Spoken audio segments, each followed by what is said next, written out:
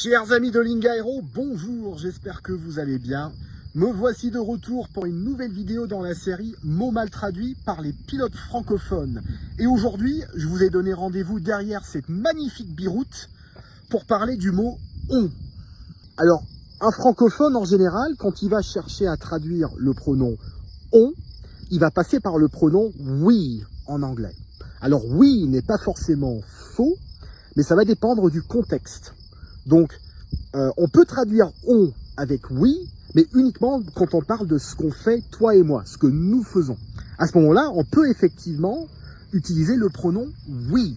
Par contre, pour d'autres formulations, on doit passer par d'autres pronoms.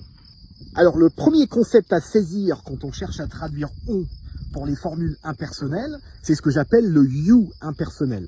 Donc, dans bien des cas, quand on cherche à traduire « on » en anglais, en fait, on va passer par le you impersonnel. Donc, ça veut dire pas toi qui est en face de moi, mais plutôt ce qu'on doit faire ou ce qu'on fait. Donc, le you qui désigne les gens en général. Donc, par exemple, en France, on doit respecter la loi. Donc, c'est pas toi et moi qui devons tous les deux respecter la loi, c'est que les gens en général doivent respecter la loi. Et bien, à ce moment-là, on va dire « In France, you have to obey the law ». Donc, d'une manière générale, à chaque fois qu'on est dans le « on » en français, pour parler de cas comme ça, on va passer par le « you » impersonnel. Alors, le prochain cas dans lequel beaucoup de Français s'en mêlent les pinceaux, c'est l'utilisation du pronom « on » pour désigner une action qu'on subit, quelque chose qu'on nous fait. Donc, pour traduire ça en anglais, on va passer plutôt par la voix passive. Par exemple, on m'a dit que James avait une courge verte. I was told that James had a green marrow. À l'arrivée, on nous a donné un guidage radar. On arrival, we were given radar vectors.